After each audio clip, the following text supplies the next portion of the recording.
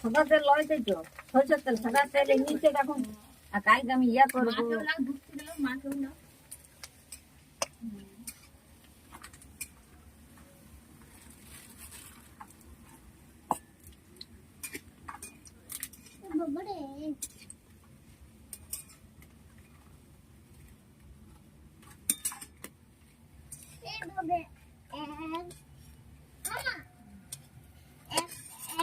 একটা লাঠি আমার